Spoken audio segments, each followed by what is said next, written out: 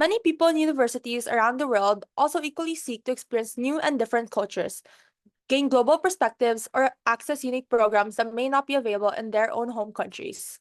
So, no matter if you're in college or in high school, this talk will surely be helpful in how you can weigh your own future options and opportunities here and abroad. So, we hope that you will tune in as we open the floor to Mix Pabustan and Mix Chua. Miguel Pabustan, our first speaker for transfers, completed the International Baccalaureate Diploma Program in Xavier School San Juan in 2023, seeking international higher education opportunities. As the former public relations head of the Campus Committee, he led student efforts in connecting prospective applicants with college and career opportunities and networked with university agents both domestically and internationally. He then began his academic journey studying a Bachelor of Arts in Psychology at the University of the Philippines, Diliman, before transferring to Macquarie University in Sydney, where he studied a Bachelor's of Art in Music Studies and Psychological Sciences. Let's all give a round of applause to Mix Pabustan. Hey, hello everyone. Just checking. Can you hear me? Can you see my screen? Is everything good? I will take that as a yes. Okay, hello everyone. My name is Miguel Pabustan. As aforementioned, I transferred from the University of the Philippines, Diliman, and I'm currently in Macquarie University. That's where I'm studying. This is one of the presentation spaces. And yeah, I'd like to talk to you guys about why I made the move here to Australia, what factors I considered, and sort of some advice you guys could apply as well. So first of all, why I made the move from UP, I was incredibly happy in UPD. I had a great relationship with my friends. There were challenges for sure, but I was happy with the teaching quality, the academic standard, everything. But really, unfortunately, I feel that the opportunity for a temporary graduate work visa isn't as in other countries isn't as universal to the Philippines, primarily because I guess the employability of Filipino graduates is very different when it comes to graduates of countries with higher perceived rankings or higher perceived employer status. I also appreciated the integrated internship opportunities in Macquarie University. This is also generalizable to a lot of other degrees in Australia, and I believe some degrees as well in other countries. I appreciate that not only is it a course requirement for graduation, but it is also like a program that is really well-intentioned, that's tinututukan talaga ng university, is what I'm trying to say, and it's something that's really paid attention to. And it's something that really boosts your employability because of how valuable domestic experience is for a lot of international employers. There's also robust career support. I just came from a lot of LinkedIn workshops and seminars, a lot of employability workshops and seminars, resources on how to get into part-time jobs and other internship opportunities here in Australia, even not as a course component. And I appreciate how they really pay attention not only to the academic excellence of the student, but also the career development of the student. And as aforementioned, the global employment opportunities because of the perception of Australia and other countries that are perceived to be of higher ranking when it comes to international employment opportunities. So I could also work in other countries such as Singapore, the US, Canada, the UK, New Zealand, because of the fact that I will eventually attain an Australian graduate certificate. Challenges of studying abroad. Personal finances. This is something that is very different from managing in the Philippines. There are a lot of hidden and miscellaneous costs, like getting my proof of age ID for work, getting my working with children check, a lot of these administrative costs. There's also like a huge disparity between sort of the costs of living in the Philippines and here. Food is a lot more expensive, rent is a lot more expensive. There's going to be a very different distribution of how you manage your food, your leisure, your rent, and all of these other expenses. So that's something that takes a while to get used to. Cultural differences, not only in language barriers as aforementioned by Koji, I think, but also because of cultural differences in things like their work values, in things like the fact that they really value having 8 hours of rest, 8 hours of work, 8 hours of leisure. So that means that a lot of establishments close early. Grocery shopping is only available like during my lunch breaks and things like that. Social integration is also a challenge. I guess making friends was a bit difficult, but not as difficult as as I had assumed. And of course, administrative challenges in obtaining my visa and the application process, which I can discuss in further detail later. We're just in a bit of a hurry, but if you have any specific questions, please do leave them in the chat and I will respond to them later. Okay, pros and cons. I appreciate the enhanced standard of living here. I appreciate that they have really good public spaces. They have, eventually when I get my citizenship, they'll have really good medical insurance, or rather citizens get really good, they get free medicine basically. So a script that costs me $2,000 now will eventually cost me $30 when I become a citizen. Compatibility with work culture. This is very surprising to me. It was such a huge shift coming from the Philippines, but in UP, I had like a very light load, comparatively speaking, against like my friends in NG and bio in like the sciences and whatnot. And I transitioned to I transitioned from like 20 hours of like tutorials or just lectures to only having around 8.5 hours a week here, which is such a huge shift. And I also appreciate just a general feeling of independence. Cons, high costs. As I mentioned, personal costs are very expensive, but also there's the fact that I had to factor in coming from free tuition in the Philippines to high costs of international tuition. You're going to find that's generalizable to most universities. You're going to find that the international tuition is maybe 3 or 4 times the domestic tuition, sometimes even more. There's also the potential non-transferability of units. Thankfully, I was fortunate enough to go to a university that acknowledged not only my studies in UP, but also like internships and whatnot that I performed, but also this is not applicable to all universities. This is because sort of the fraction of course components differs for each course for each university. So basically, you have your course structure, which consists of free electives, which is sort of electives units you can take from any department within the university. You have your major sequence, which is of course a sequence of units you need to take to graduate with the major that you declare. And there are required units, things like your internship program, things like introduction to social sciences. Think of it as, you know how DLSU has units about this, like about LaSalle. Yeah, it's sort of like that. Required course components that are comparable to that. And of course, homesickness. Okay, so some general advice I would give to transferees. This kind of looks kind of shocking, but yeah, I would state that education abroad, I would say it's not inherently better than Philippine education. Why is that? I'm not saying that I don't advocate for Philippine education because I'm such a huge, I mean, for international education, because I'm such a huge advocate of international education. I just want you to have like a balanced and objective view of what it's like. So here, studying abroad, I find that terror profs haven't magically disappeared. I find that you don't necessarily get a proportionate amount of better or more effective education with the ratio of the costs of international education to Philippine education. But why do I still advocate for it? I think that it's really helpful, and it really helps international students who want international employment opportunities achieve their objectives. So I want you guys to realize that education abroad is not all about the rankings, as Koji had mentioned.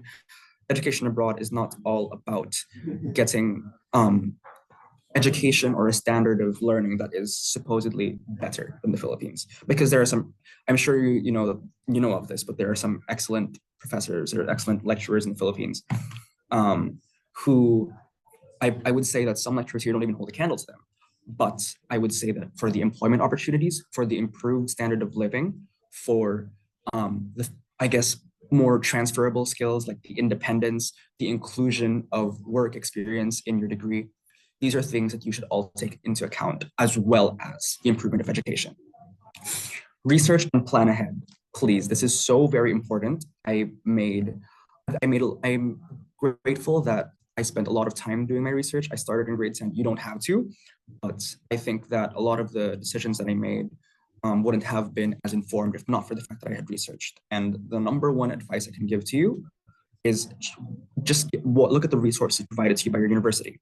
you're going to see that the program handbook of a lot of these universities is accessible freely online. So you can see the standard load, the number of units you need to take, credit transfer information. So sort of the number of units you need to take per semester, the number of units you need to take to graduate, and the number of hours required for those units. For instance, I have units that are, I guess, 1/4 of my semester's load. So it's 10 credit points, that some of them are an hour and a half of required on-site tutorials. Some of them are 1 hour of on-site tutorials, 1 hour of hybrid optional online and on-site learning. Some of them are every other week. And it really depends, and you're going to really be able to evaluate and visualize what your student experience is going to be like in university abroad if you have the numbers, if you have the details, which are all going to be available on your university's website. They will also have your entry requirements. And a lot of the time, these universities are going to declare entry requirements for various lists of countries. So under international requirements, you would see your ACT, SAT, international baccalaureate requirements. Under the individual countries, they sometimes declare the individual requirements that students might need, the prerequisites that students might need to meet before before they're guaranteed entry into the university. Sometimes they release applicants profiles, which are profiles of the average student or the top student or the lowest, or the student with the lowest grades that was accepted into the university for a certain year. And again, all of these are going to be available in the university website. So please do look at that.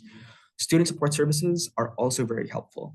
You have to realize that, I mean, when you think about it, your time in university in the classroom is barely half, is less than half of the time you're going to spend here, or not here, but like in your desired country of study. Even presently, I'm sure all of you are like students, some of you are university students. Your experience and your well-being and your general university culture is not determined entirely by these research rankings, by QS, by Times Higher Education. A lot of them are based, a lot of your experience, and people fail to realize this, is based on a lot of student experience that happens outside of the classroom. So sometimes before I went to Hua University, which is where I'm studying right now, I looked at the student societies available.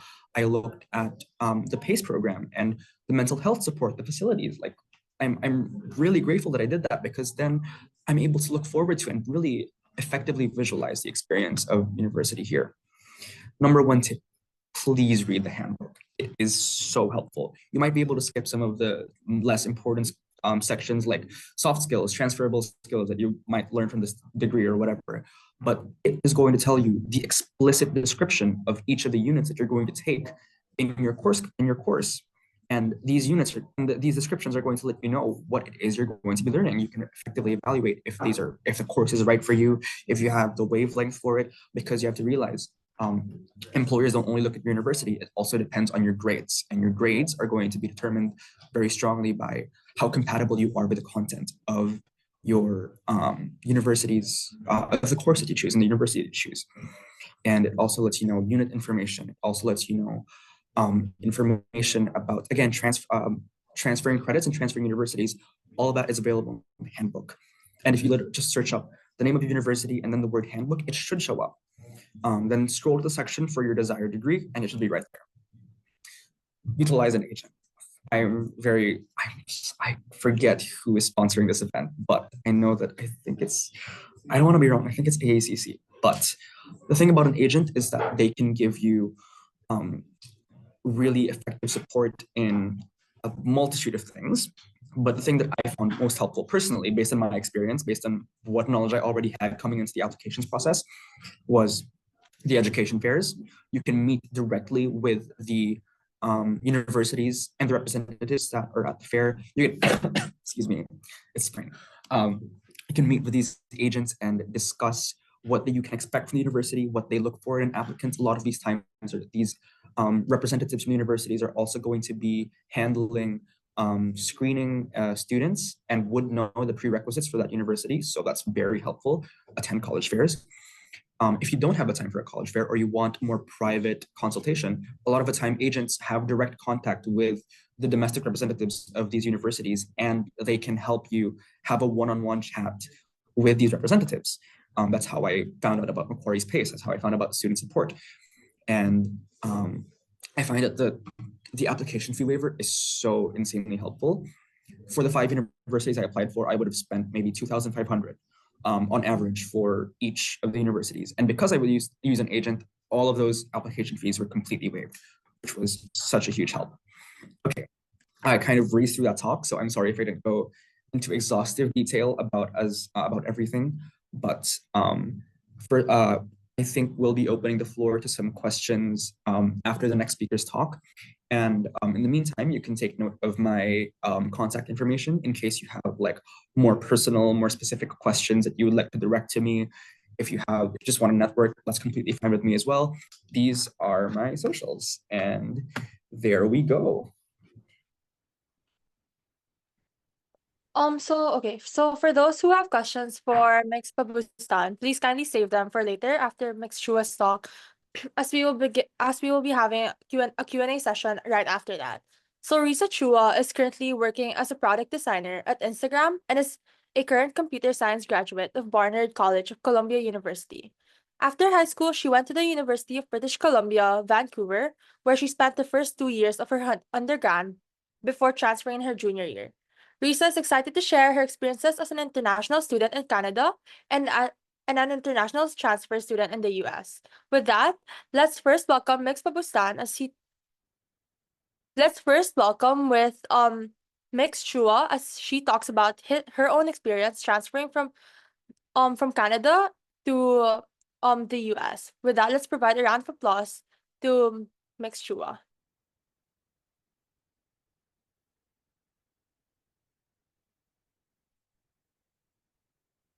Hello. Could you give me sharing like permissions for like my video?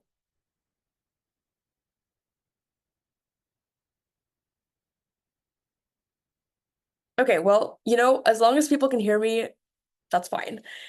Yeah, so hi, I'm Risa.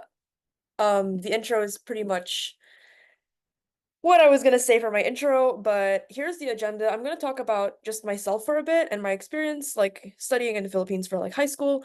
I'm gonna go through my experience transferring universities and as well as the logistics of that. So, quick intro. Yeah, so I just graduated from Barnard College, which is the Women's College of Columbia University, and I work at Instagram now. So straight off grad, so super fun. Um, yeah. So when I was back in the Philippines, I was there for 18 years. I was born and raised there. I'm a Filipino citizen. I went to ICA, the all-girls school, for like I want to say 6 years. Then I transferred to Everest Academy, which is a Catholic international school in like the gig for like 5 years. And then I transferred to BSM to do the IB diploma. And I spent my last 2 years there. And when I applied to high schools, I applied to colleges, I applied to like, I want to say 10 places. And so I went to UBC Vancouver and I spent 2 years there. And then I transferred to Barnard College. And so, yeah, that's a very quick rundown of my educational journey, if like high school and college. So, for my experience,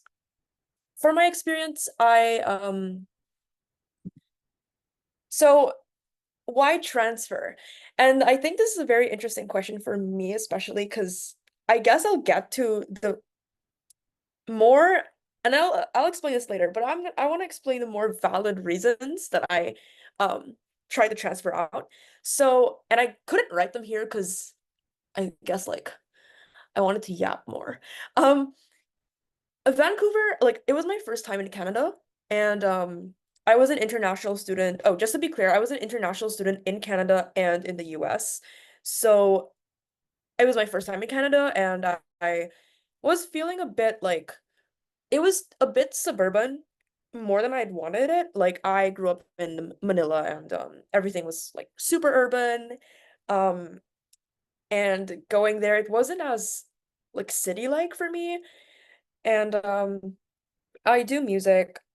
on the side, like I do classical music on the side, and I was a bit not disappointed, but Vancouver wasn't a very artistically stimulating place for me. Like I couldn't go and watch like piano concerts. I couldn't like join orchestras around the city and stuff like that. So that was another thing. And contrary to what people might like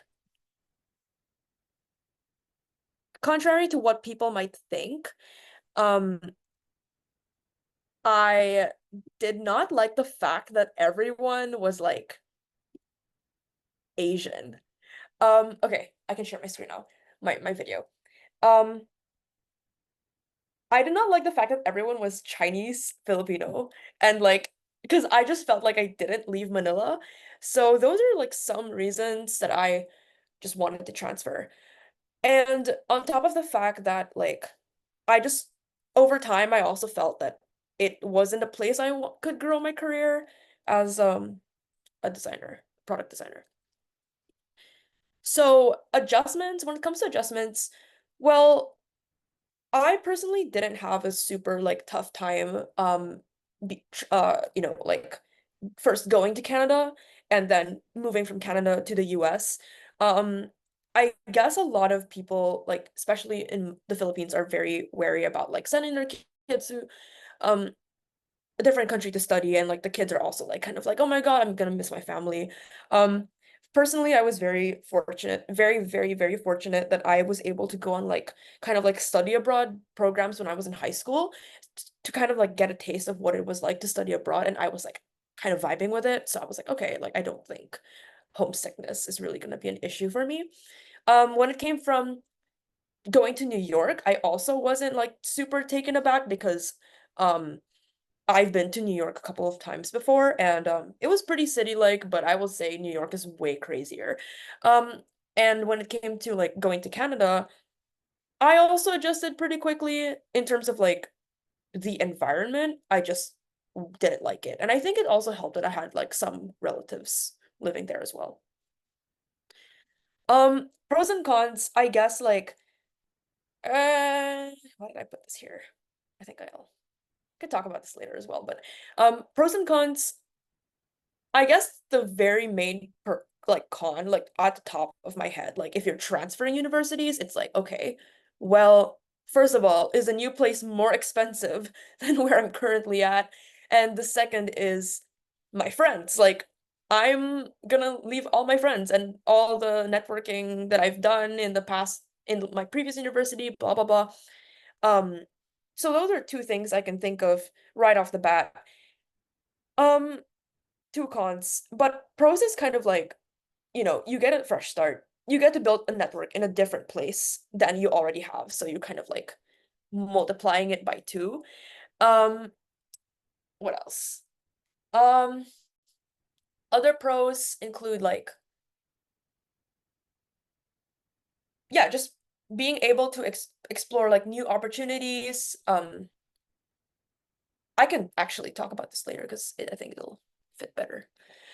Um, okay, so I'll just very quickly go through like logistics. So what it looks like to actually apply, like physically apply. So you can apply through like the Common App or Coalition. Those are the two platforms you can use to like do transfer applications.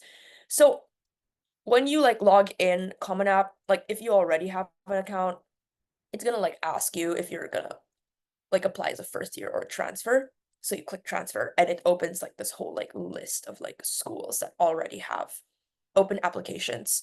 So you literally just click a school, and obviously like you want to build this school like your school list like pretty more intentionally than you previously like did, because transfer apps are kind of like not a lot of people apply and transfer, but like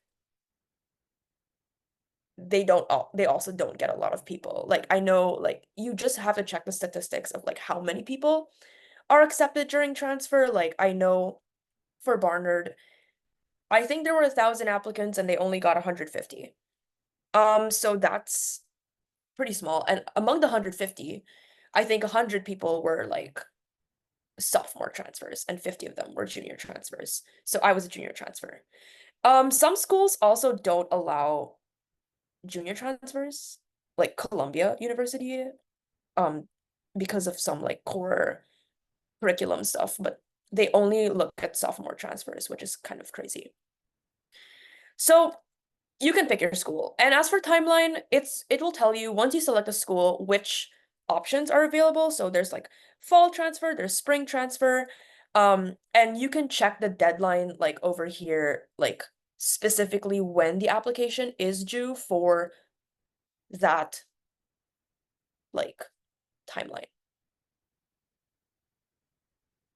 As for documentation, when you like get into your portal and you choose schools, you can, well, when you get into your portal, there's this tab for academic history and program materials.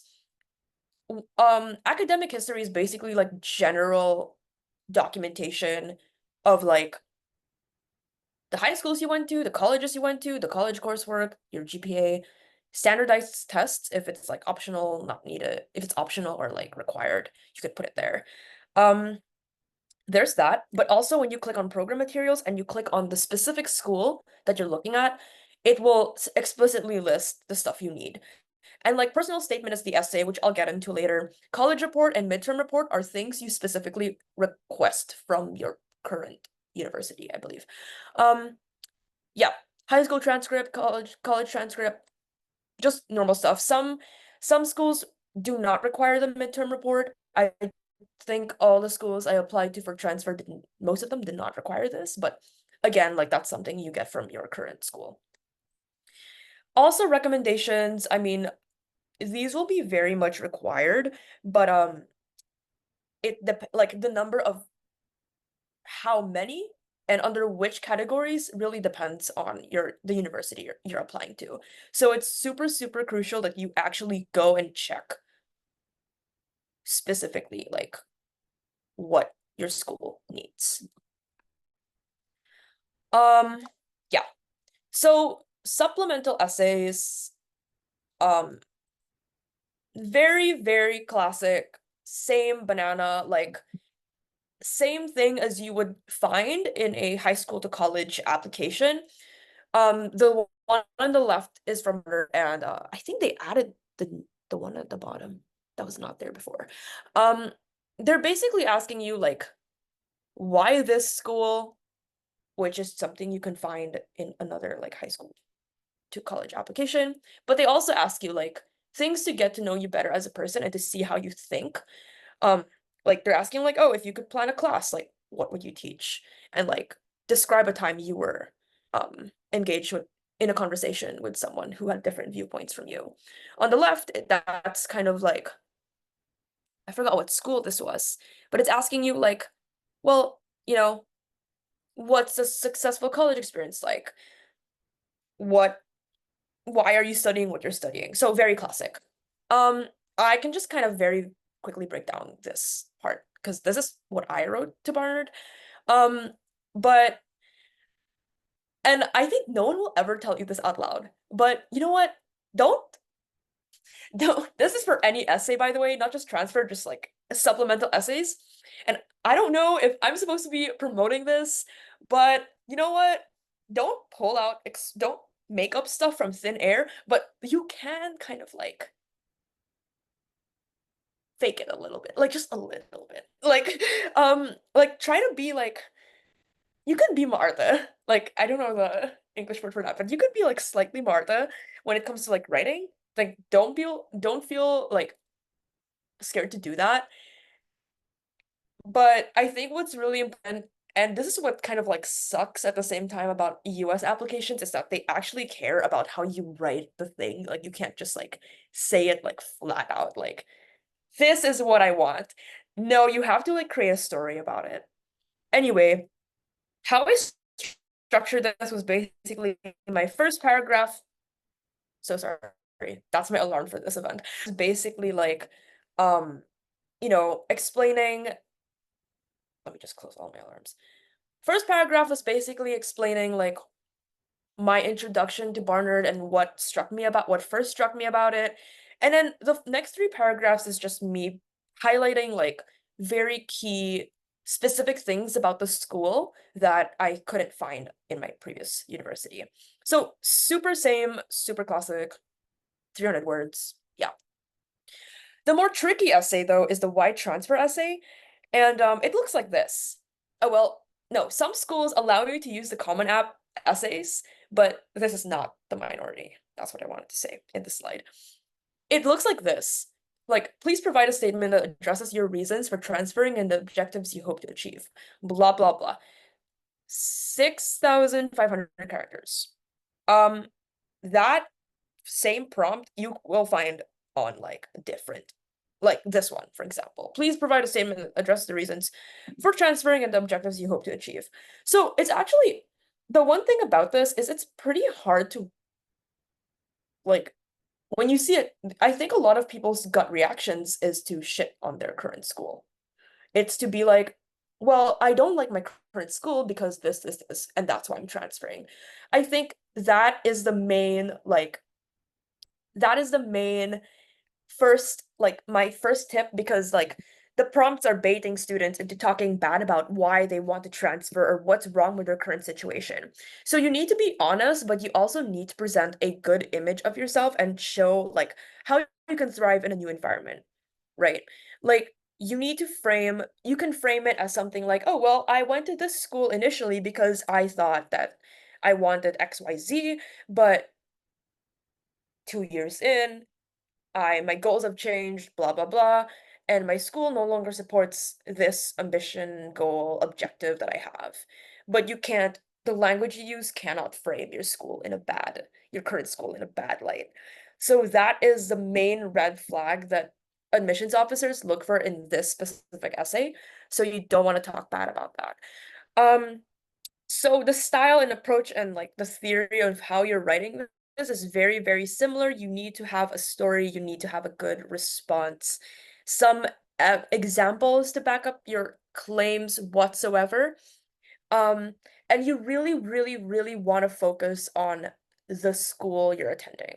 So this is not like the Common App where it's like one section for it, you upload it, and then like that same thing gets sent to all the schools.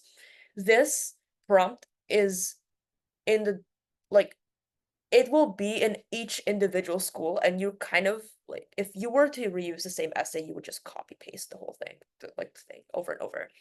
So you have an opportunity to kind of tweak this thing based on what school you're applying to and where you're going.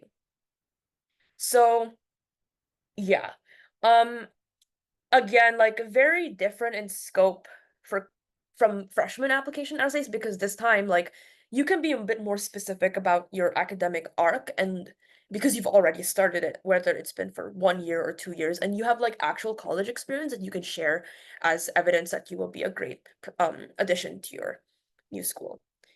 And one more thing, do not shoehorn your old essays, because you've matured and grown like from 2 years. So try not to, you can pull some stuff if, I guess, if you apply to the same school, but like don't shoehorn your old essays into your new essay. So very quickly, I will show you like a bit about what I wrote about. I'm seeing this for like the first time in like, oh my God. So I basically talked about, so when I said really focus on your school, I didn't talk a lot about what I said, like, oh, I want to be in a city. Oh, like everyone's freaking Asian. Oh, like I did not talk about any of that because my focus was very like academic, and I think that is the strongest way you can keep your um that is a very like selling point, I think. Like if you don't talk about like, oh, my current school parties too much, I don't really think they'll take that, because that's not the school's fault. You know what I'm saying? So my first paragraph, I'm kind of saying like, I didn't really know what I wanted to study. I was able to take a lot of classes at my current school. Second paragraph is me saying, well, I wanted to explore more niches in this one thing that interested me, and I did this thing in the lab, and then I realized that my third paragraph is I realized that if I continue my studies here, it wouldn't really be like oh, just for context, I was applying as a neuroscience major, and like I will explain how that happened if I have time, but like I was applying as a neuroscience major and my old school also didn't have this major. So I was kind of using that as well. The third paragraph is just saying like, like I wanted to study this in more depth, but it's not really offered here. And that's a very classic like reason. And it's a very widely used reason, a very valid reason too. And then I kind of like segued into like, apart from academics, I care about music. I can't find that here. I also talked about the fact that everyone was kind of like Asian. I like very, very, very like one paragraph each and it ended it there. And I was like, okay, Barnard is my first choice school. Resources, I honestly like my very top recommendation, like what I personally used is I don't know if this is a good piece of advice, but I used Reddit. Um, like I went on all the subreddits for like transferring and like applying to colleges, and I found that immensely helpful. And what was equally immensely helpful was talking to people at those current schools. Like on Reddit or like on LinkedIn, I was able to find people who were at the school I wanted to transfer to, or just about like by connections. Like I would someone I know who went to I didn't apply to school, but like for example, like I would message someone I know that went to like Cornell and ask them to like connect me with other people at Cornell so I can like talk to all of them, kind of hit many birds with one stone. That was super helpful because I get like insider's info on like what a school actually feels like rather than like Googling it or, something like that. So that was really good. Yeah, I think that's yeah. Closing thoughts.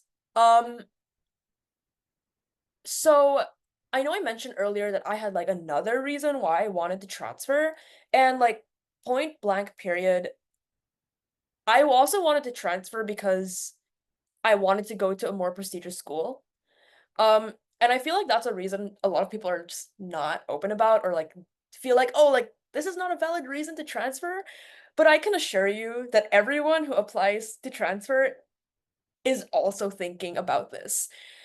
I think like the one thing, and I absolutely don't regret transferring because of this reason, and I will say like this was the biggest reason, more than the other ones I've mentioned earlier. The one mistake I did make though was I went into college. Okay, just to preface this, I applied to 9 US, like from high school, I applied to 9 US colleges and one college in Canada. And I got a scholarship at UBC, and it was COVID, and I all the schools I applied to were in New York. I didn't want to die. My family didn't want me to die. So the financially smart decision was to go to UBC. But I already knew going in that I wanted to transfer out, and that was the main reason. So because I went in being like, I'm gonna transfer out, I really didn't give my oh, well, the slides here. I didn't give myself the chance to actually fall in love with my current school, and I didn't give myself the chance to like actually enjoy the resources that I had here, because every day I was just like, what is something I can do to get out of here? That is not a good mindset. And because of that, like I genuinely did not enjoy like my 4 years of university. Like everyone's like, oh my God, I don't want to graduate. I'm like, I want to get the frick out of here. Like, yeah, so I just didn't enjoy, and like it did, like I did see the results I was getting I wanted, and I'm super grateful.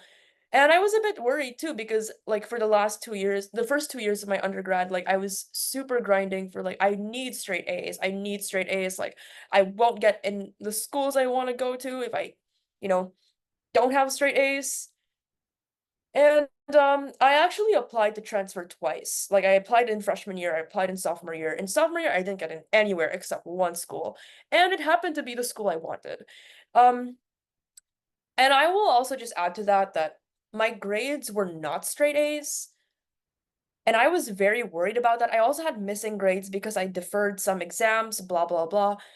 and I did have straight A's, but Barnard accepted me. And I can say with like confidence that your grades are important, your college grades specifically, but they're not a end all be all, you know? I think Barnard specifically looked for fit, and they thought I was probably a good fit. Yeah, I applied. I did like 2 transfer rounds, so I did the college admissions process thrice, which is insane. And yeah, words of wisdom, try to fall in love with your current school, try to find reasons to love it. Don't, it's okay to go in and being like, I might transfer out. And you know what? If you end up falling in love with your school and you're still kind of like, I want to try transferring just because what if? That's totally fine. Yeah. Here's my socials. Find me on Instagram. I'm deleting my LinkedIn soon. Here's my Facebook. Here are my emails. Thank you. I hope this was helpful.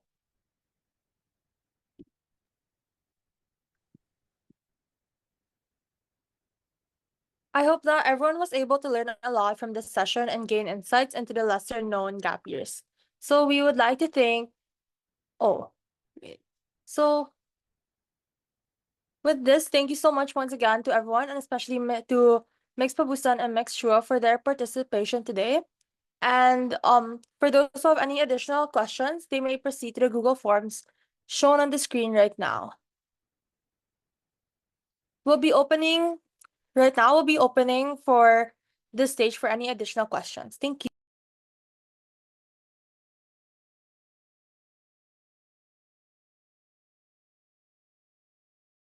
Hi, I think I answered a lot of the questions already in the chat.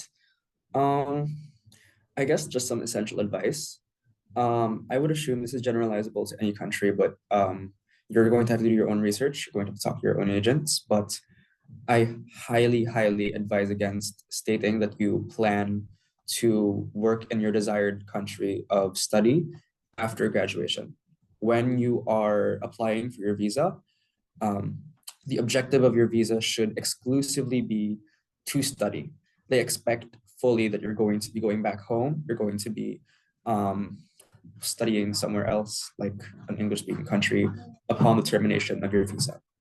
And because of that, sort of the number one sort of like least mentioned advice that I would have to give is state that you are going back to work in the Philippines, or state that you plan to seek employment in international English-speaking countries when you are applying for your visa. What else? I have more things. If you guys have any questions, please do feel free to give them in the chat or just directly message me. I think I shared my contact information earlier. Yeah, evaluate the rankings. A lot of the time, I think Koji already mentioned this, and I'm sure other speakers have also mentioned this as well. The rankings are not a demonstration of how your university experience is going to be, right? Because this is purely anecdotal, but I know of UBC students who were able to get into the program that they applied for because UBC does have relatively easy entry requirements, right? Like me personally, I got into UNSW, I got UNIMAL. Why did I choose to go to Macquarie? It's because when it comes to employability, first of all, when it comes to employability, your employers are not only going to look at what university you went to, they're also going to investigate things like what skills did you gain over the course of your degree? What societies were you part of that allow you to gain skills that are relevant to your degree? What's your grades look like? And they're going to have sort of a good feel of how of your profile as a student. And if you're constantly under academic pressure, you're not going to be able to give a good profile to employers. And on top of employability, it's also just more practical. Because if you get into UBC, considering their pretty easy admission standards or any really academically rigorous university, and you know for yourself that you are unable to keep up with the standard of academic rigor, you're going to end up struggling in university and having even less learning outcomes, career outcomes, well-being outcomes than you would have had in a university that would have been more matched to your credentials. There. Do you guys have any questions at all? Hmm. Okay. I guess something else to mention. Last thing about Australia. I'm again not sure how generalizable to this is to other universities, other countries specifically, but in library is closing, sorry. Um, the but in Australia, I have a job that pays me $30 an hour.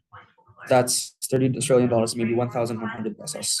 And it's something that I can manage with my degree, particularly because of the work-life balance in Australia. And because of that, a lot of international students are able to manage their costs of living and factor that in and eventually get sort of, it helps pay for rent. So it's something else you could factor into the costs because that's a very normative way of living here. So hi, this is a question for both speakers. How's your adjustment in terms of academics and social life after?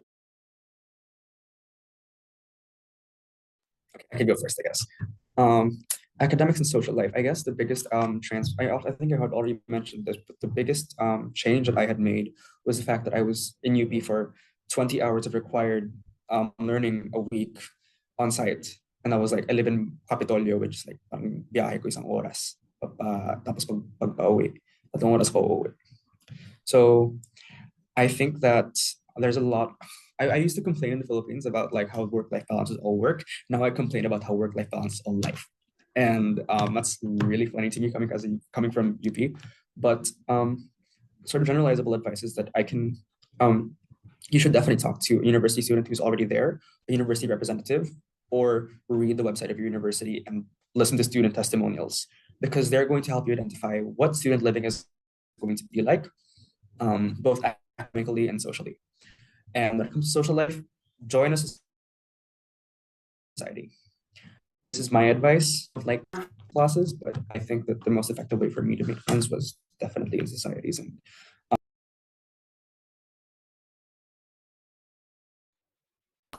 I think like yes, plus one to that, but also I also want to argue that it depends on like who your social circles are. Like if you're surrounded by people who keep studying and studying and studying, you're probably also gonna keep studying and studying and studying. If you surround yourself with people who like are more like not party people, but for lack of a term, party people, then you're gonna keep like going out and stuff. Um, Personally, I surrounded myself with people who like like the former group of people, so my experience was mostly defined by that. Um, but I was also pretty surprised because I actually do think that the courses in my previous university were significantly more rigorous than the courses in the school I transferred to, like at Columbia, since all my computer science classes were at Columbia. Um, yeah, so it's super dependent and like, yeah. And then for social life, I agree, like just join clubs and join societies and join like different organizations because that's a great way to meet people.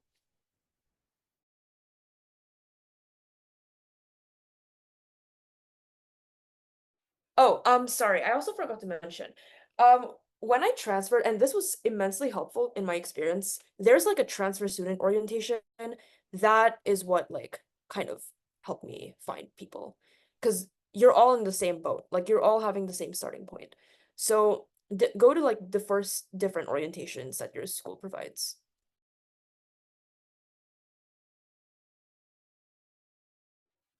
Okay, thank you for that. Here's another question that I received.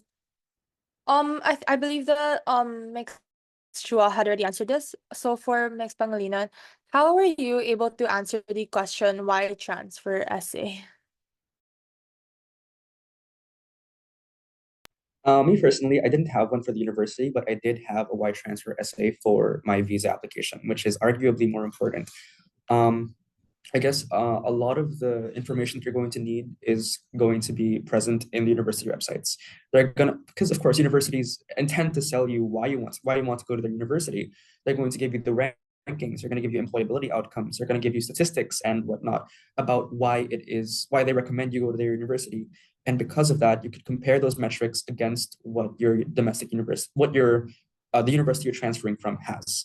I'm not saying state that X is better than Y. I'm not saying this university is ranked X and my old university is ranked Y, so this is better. I'm saying what's a unique program that university has, what's a unique facility, departments, or offering that your university has that is not present in your former university. In my essay, I talked about the PACE program, which is the again the work and internship placement program, which is present in the university I'm in right now, Macquarie University. I talked about the partners that they have in with this program and why I was so interested in joining them.